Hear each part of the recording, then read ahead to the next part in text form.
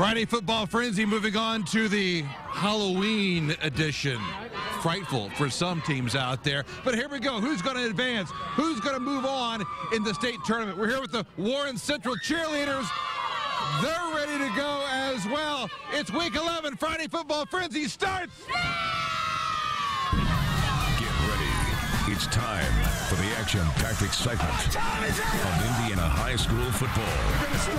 From the Indy Channel, WRTV 6 Sports presents Friday Football Frenzy. That's right. Good evening. Welcome to this candy corn edition of Friday Football Frenzy. We even have orange wall lights we're ready for this Halloween thing. Great to have you as well. What a great crisp fall night as the road to Lucas Oil Stadium continues, including a big cross-county game in Carmel. Brad Brown, Sans Candy Corn, has more. Hi, Brad. Hi, Dave. You know, I'm in the mood for a caramel apple now. Oh, that you say okay. that. Oh, yeah. Hamilton County rivals Fishers and Carmel don't play during the regular season. This is the third straight year they've met in the sectional. The Greyhounds won each of the last two meetings. We go to tonight. It was a 7-7 game at halftime. Carmel had 3 turnovers, but QB Michael Victrop got it figured out after that. First drive of the third quarter, the pass out to Tobias Watkins. Watch the moves he makes, and then there he goes. Afterburners to the end zone, 38 yards for the touchdown there. Gets the shove in the end zone, but good for the score.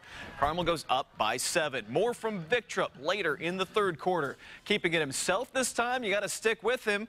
Whoever's running that camera's got to stick with him. Find him in the end zone, though. There he is, 9 yards on the touchdown. I know, 21-7 is the score there. Carmel defense great in the second half. Zach Eaton picked off by Jack Van Remortel, taking it back across midfield, and that would get Victrop one more opportunity to add to his total for the night. That read option almost impossible to defend. He had a hand in all 4 scores tonight as the Greyhounds win at 28-7 and get their third straight sectional crown. I think it was a lot of self-inflicted wounds that got us in the first half, and it wasn't really anything that we were doing. It was really what we were doing to ourselves. So we came out in the second half. We had more focus, and I think that's what got the job done. What I'm proud about for Michael was the way that he dealt with those setbacks and stepped up and led despite having a few mistakes, because that can be hard sometimes for your quarterback to find his groove again, but he did it. Get you another 6A sectional final. Cathedral, they rolled through 4A, rolled through 5A. Can they do it in 6A this season? They look good tonight. Max Bortenschlager airing it out. Luke Snyder, corner of the end zone, hook it up for the touchdown. And the same combo a little later for another first down as the Irish move it down the field. They win it easy tonight, 35-14 the final. Back to Carmel for just a second. 354 total yards for Victrop in their win. They will play Homestead next week. That game will be up in Fort Wayne. We need to see who Cathedral plays in the regional. Let's go back to Dave for that.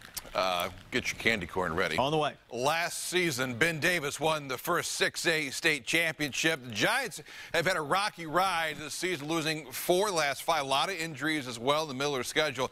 Got a rematch with Avon tonight for the sectional championship. Michael Grady back with that one. Hi, Michael. Hey, Dave. Yes, meanwhile, the Avon Orioles, they've been led this season by quarterback Brandon Peters, who is on his way to Michigan next fall. Ben Davis, they also have a pretty good QB in Reese Taylor, but tonight was all about the running backs, believe it or not. Early third quarter, and Brian Fitzgerald takes the handoff.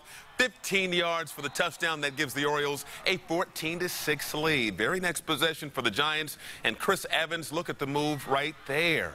Bounces in, bulldozes his way into the end zone for the touchdown from 33 yards out. After the 2-point conversion, the Giants tie it. A 5-yard TD run from Fitzgerald puts the Orioles up a touchdown. Giants trying to answer again, but Reese Taylor sacked on 4th down. Avon takes over, and that leads to this. Look at Fitzgerald. Almost gets tackled, bounces up, cuts it up the middle, gets into the end zone, a 33-yard touchdown of his own. Avon, they go on to win 27-22. Avon, a serious threat for the 6A crown. Peters, arguably the best signal caller in the state, and they have a potent ground attack to match. Dave, oh, thank you. Good job.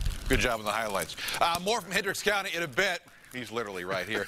But let's stay with 6A. Mix of 5A in there as well. Center Grove, Warren Central, Decatur Central, all among the heavy hitters in week 11 of our Friday Football Frenzy Flylights.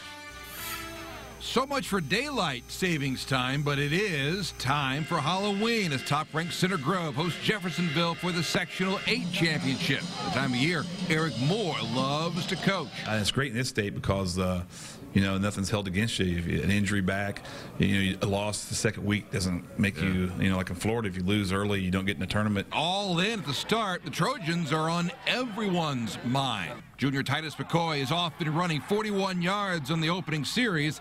2 plays later, it's McCoy off the wing T offense, 5-yard score to put the student section in full throat. In the end, it's a hit.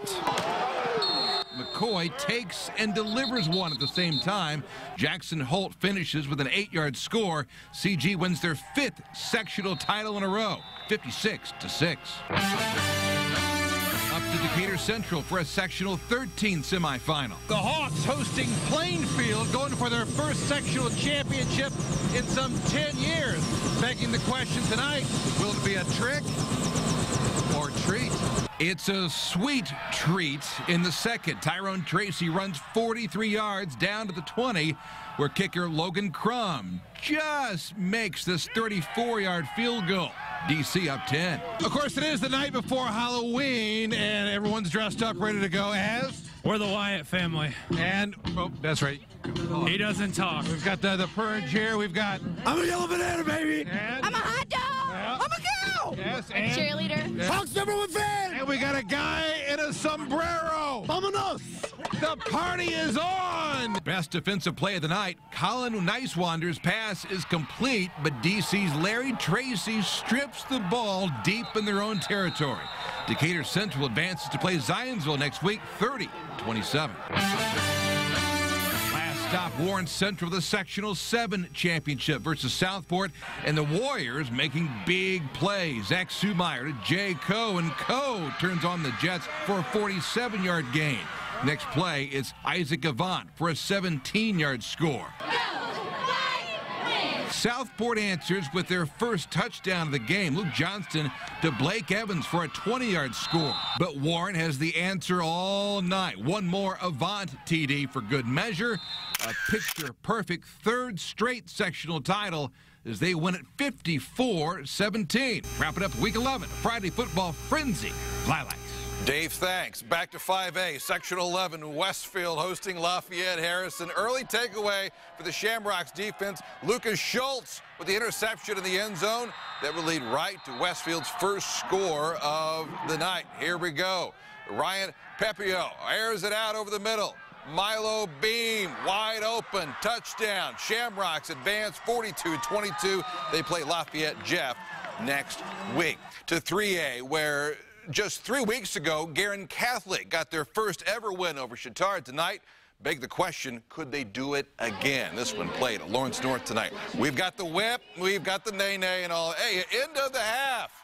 Caleb Kobetz lines up 40-yard field goal, had the leg, but hits the left upright. Just one of those nights. Back in the Trojans, though, in the second half, keeping it on the ground. Charlie Sexauer with the strong run, avoids several tackles down at the 7. A few plays later, it's Jared Stiver, 2-yard touch. Chittard hangs on 14-7. So who do they have next? Back to Michael Grady with the other half of Sectional 29, Michael. Now, it'll either be Tri-West or West Vigo, Dave. The home Bruins entered this game on a 6-game winning streak, but the Vikings would put them on their heels on the opening drive. That's Dakota Short breaking off the huge game deep in Tri-West territory, but the drive would stall, and West Vigo would turn it over on down. Second quarter action, and Wesley Cook takes the handoff, gets outside, is able to turn the corner into the end zone for the first score of the game. Later, it's Blake Bear back to pass and finds Peyton Hendershot, who takes gives the extra effort there, gets into the end zone for the touchdown. Tri-West rolls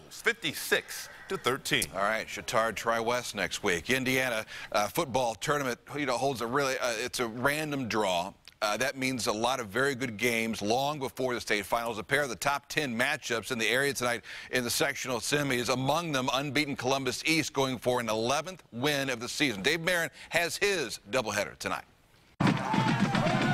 Columbus East looking to keep this perfect season going. First quarter, Josh Major takes off, spins, breaks free, and spins himself right into the end zone.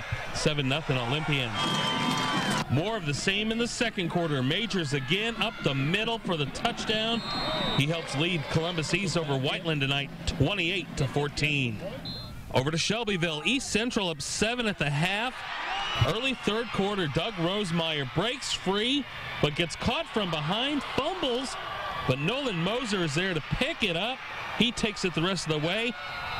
East Central up 27-10. The Bears would fight back. Lux to Lux. John Lux to Damon Lux. 80 yards for the touchdown. This would cut the lead back to 10, but that would be as close as it would get. East Central's D comes up big. Dustin Ward tackles Lux for the safety. East Central goes on to win 36-25. Dave Marin, Friday Football Frenzy. Dave, thanks. You can find our Friday Football Frenzy coverage all online. Highlights, scores, features, and more. Look for the links in your RTV6 app and the IndyChannel.com.